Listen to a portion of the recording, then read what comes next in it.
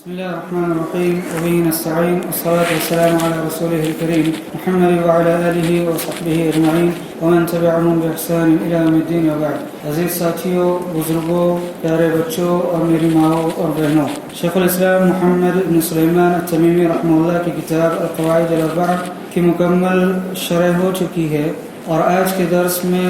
اس کتاب کا مکمل خلاصہ آپ لوگوں کے سامنے پیش کرنے کی کوشش کروں گا۔ اللہ رب العالمین سے دعا ہے کہ اللہ رب العالمین مجھے اور آپ کو اسے کما حقہ سمجھنے اور پھر سمجھنے کے بعد اس پر عمل کرنے کی توفیق عطا فرمائے۔ شیخ الاسلام محمد بن سلیمان التمیمی رحمہ اللہ نے اپنی کتاب کے مقدمے میں سب سے پہلے کتاب کے پڑھنے والے اور کتاب کے درس سننے والے کو دعائیں دی۔ اس کے بعد شیخ الاسلام نے فرمایا کہ ابراہیم علیہ السلام کا دین یہ تھا کہ صرف اور صرف اللہ رب العالمین کی عبادت کی جائے، اور یہی انسانوں اور جناتوں کی تخلیق کا مقصد بھی ہے۔ اس کے بعد شیخ الاسلام محمد بن سلیمان التمیمی رحمہ اللہ نے شرک کے تقریباً 4 نقصانات کو واضح کیا۔ شرک کا پہلا نقصان یہ ہے کہ شرک اگر کسی عبادت کے اندر پایا جاتا ہے تو ایسی صورت میں وہ اس عبادت کو باطل قرار دیتا ہے۔ شرک کا دوسرا نقصان جو شیخ الاسلام نے ذکر کیا وہ یہ کہ شرک تمام اعمال کو اور تمام نیکیوں کو باطل قرار دیتا ہے، ضائع قرار دیتا ہے۔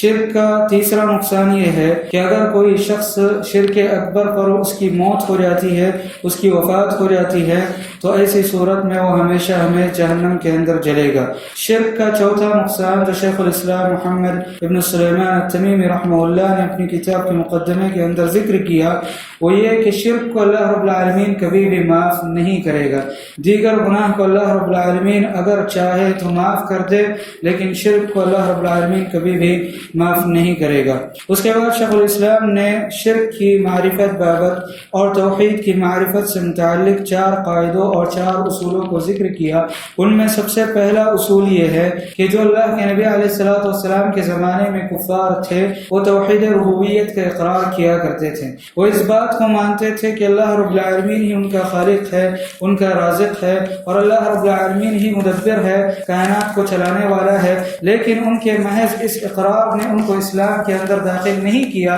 بلکہ اسلام کے اندر داخل ہونے کے لیے ضروری تھا کہ وہ کلمہ شہادت کا اقرار کرے، لا الہ الا اللہ اور محمد الرسول اللہ کہے۔ لیکن چونکہ کفار مکہ اس کلمے کی معنویت کو جانتے تھے، اس کے معنی مفہوم کو سمجھتے تھے، اس بنیاد پر انہوں نے کبھی بھی یہ کلمہ نہیں پڑھا اور انہوں نے توحید الوہیت کا انکار کیا، جس کی وجہ سے وہ قرآن کی زبان میں، حدیثوں کی زبان میں کافر ٹھہرے، اور ان تمام لوگوں سے اللہ کے نبی علیہ السلام نے قتال کیا۔ دوسرا قاعدہ جو شیخ الاسلام محمد بن سلیمان التمیمی رحمہ اللہ نے اپنی کتاب کے اندر ذکر کیا ہے وہ یہ کہ کفار مکہ یہ کہا کرتے تھے کہ ہم اپنے بزرگوں سے نہیں مانگتے ہیں، ہم مانگتے تو صرف اللہ رب العالمین سے ہے، لیکن بزرگوں کا وسیلہ لگاتے ہیں اور ان کو اپنا سفارشی مانتے ہیں۔ شیخ الاسلام محمد بن سلیمان التمیمی رحمہ اللہ نے اس قاعدے کے ذکر کرنے کے بعد دلیلیں دی کہ کفار مکہ وسیلے کی بابت اور شفاعت کی بابت یہ اعتقاد رکھا کرتے تھے۔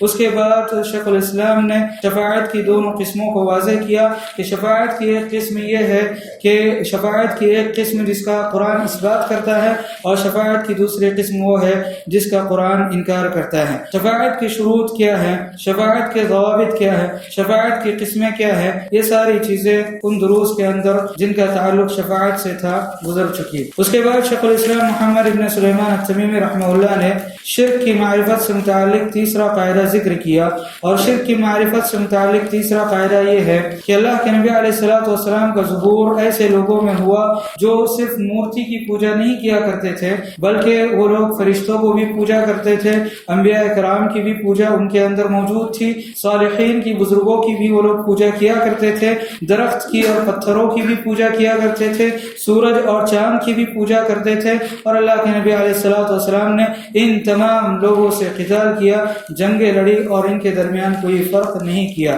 اس قاعدے کو ذکر کرنے کے بعد شیخ الاسلام محمد ابن سلیمان التمیمی رحمہ اللہ نے دلیلیں ذکر کی قرآن سے اور حدیث سے کہ مشرکین ان لوگوں کی یا ان چیزوں کی عبادت کیا کرتے تھے۔ اس کے بعد شیخ الاسلام محمد ابن سلیمان التمیمی رحمہ اللہ نے چوتھا قاعدہ ذکر کیا جس کا خلاصہ یہ ہے کہ پہلے کے جو مشرکین تھے وہ توحید ربوبیت کا اقرار کیا کرتے تھے، اور آج کے جو مشرک ہے وہ پہلے کے مشرکین سے زیادہ بدتر ہے۔ اس کی ایک وجہ شیخ الاسلام نے چوتھے قاعدے کے اندر ذکر کی کہ پہلے کے جو مشرکین تھے وہ مصیبتوں کے وقت صرف اور صرف اللہ رب العالمین کو پکارا کرتے تھے، لیکن آج کے جو مشرک ہے، چاہے وہ نام نہاد مسلمان ہو چاہے وہ کافر لوگ ہو، یہ سارے کے سارے لوگ مصیبتوں میں بھی، پریشانیوں میں بھی اور عام حالات میں بھی اللہ رب العالمین کو چھوڑ کر کسی اور کو پکارتے ہیں۔ اسی بنیاد پر شیخ الاسلام نے چوتھے قاعدے کے اندر یہ ذکر کیا کہ آج کل جو شرک کرنے والے ہیں وہ ان کافروں سے بہتر ہے جن کافروں سے اللہ کے نبی علیہ الصلوۃ والسلام نے جنگیں لڑی ہیں۔ دوسرا سبب اس قاعدے کی شرح کے ضمن میں یہ بھی ذکر کیا گیا کہ پہلے کے جو لوگ تھے، جو کفار تھے، جو کافر تھے، جو ان مشرکوں کو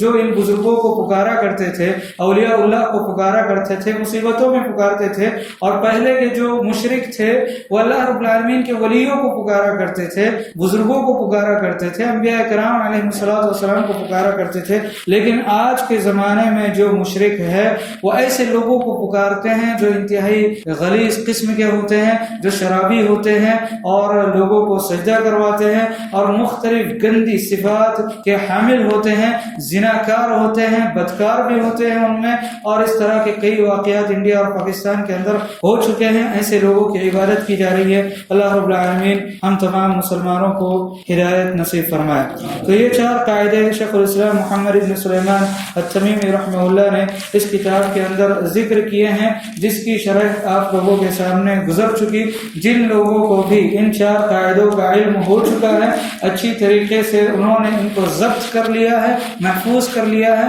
ان کی یہ ذمہ داری بنتی ہے کہ وہ اپنے گھروں میں اور اپنے رشتہ داروں میں شرک کے تعلق سے ڈرائیں اور لوگوں کو بتلائیں کہ شرک کے نقصانات کیا ہے، اور لوگوں کو توحید کی جانب راغب کریں۔ اس لیے کہ یہ کافی نہیں ہے کہ ان چیزوں کا علم ہمیں ہو جائے، بلکہ یہ بھی ضروری ہے نجات کے لیے کہ ہم ان چیزوں کو ایسے لوگوں تک پہنچائیں جو اس وقت جہالت کے اندر ہے اور شرک وغیرہ کے اندر مبتلا ہے۔ اللہ رب العالمین سے دعا ہے کہ اللہ رب العالمین ہمیں اس کی توفیق عطا فرمائے۔